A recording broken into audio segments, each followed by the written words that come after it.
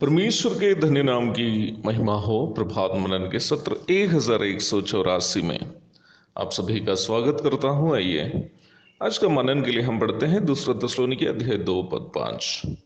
क्या तुम्हें स्मरण नहीं कि जब मैं तुम्हारे यहाँ था तो तुमसे ये बातें कहा करता था।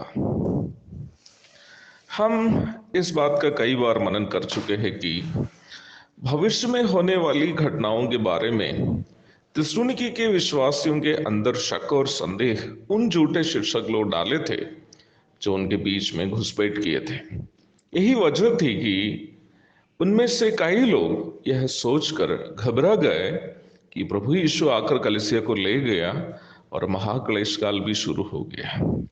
लेकिन निम्न भाग में पौलुस उन्हें वचन से अवगत कर रहा था कि महाक्लेश काल अभी तक शुरू नहीं हुआ है। शुरुआत में पढ़ी गई आयत में पौलुस उन्हें याद दिला रहा है कि जब पौलुस उनके बीच में सेवा कर रहा था, इस संबंध में उन्होंने उनको क्या क्या समझाया। महाक्लेश काल 7 वर्षों का एक समय होगा जब शैतान से प्रभावित होकर एक तानाशाह संपूर्ण संसार में शासन करेंगे, या एक ऐसा तानाशाह का प्रभाव संपूर्ण संसार पर होगा जिसकी अगुवाई शैतान करता हो।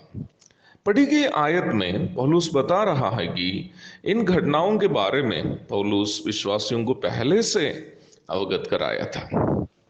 एक सच्चा अगुवे का सही नमूना को हम यहाँ पौलुस में देख रहे हैं। एक चरवाहा का काम भेड़ों को कुछ भी खिलाना या कहीं भी ले चलना नहीं है, ये कहीं की ओर भी अगुवाई करना नहीं है, बल्कि वही खिलाना जो भेड़ों की सेहत के लिए अनिवार्य है, और वही ले चलना जहां भेड़ें सुरक्षित होकर चर सकती है।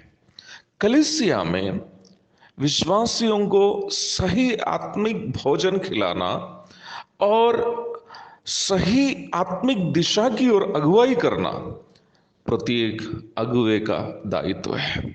दाऊद अपना चरवाहा यहोवा के विषय में इस प्रकार कहता है, वह मुझे हरी हरी चराइयों में बैठाता है, वह मुझे सुखदाई जल के झरने के पास ले चलता है। भजन 23:2। उसकी आयत 4 में वह पुनः कहता है, चाहे मैं घोर अंधकार से भरी हुई तराई में होकर चलूं तो भी हानि से ना डरूंगा, क्योंकि तू मेरे साथ रहता है। तेरे सोटे और तेरी लाठी से मुझे शांति मिलती है। प्रभु यीशु की सेवा बिल्कुल वैसा ही थी जैसा दाऊद परमेश्वर के विषय में वर्णन करता है। यूहन्ना रचित सुसमाचार अध्याय 10 के 11 से 16 और 26 से 28 आदि आयतों में आप इस विषय में पढ़ सकते हैं। भेड़ों के लिए चरवाहा हमेशा एक सही मार्गदर्शक और सुरक्षा की एहसास दिलाने वाला होना चाहिए।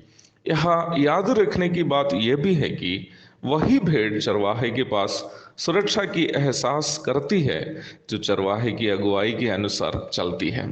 झूठे शिक्षकों के बारे में इफिसुस की कलीसिया को 3 साल तक उनके बीच में रहकर पौलुस चेताया था। प्रेरितों के काम 20 की 28 से 31 तक। परंतु वे लोग पौलुस की बातों को नजरअंदाज कर दिए, जिसके परिणाम स्वरूप वहां की कलीसिया खत्म हो गई और आज इफिसुस में एक कलीसिया नहीं है। विश्वासियों के दैनिक जीवन की हो या फिर भविष्य में होने वाली हो, आत्मिक जीवन से संबंधित समस्याओं के बारे में, आने वाली नतीजाओं के बारे में उन्हें अवगत कराना और उन्हें आने वाली खतराओं से बचाना एक सही अगुवे की जिम्मेवारी है।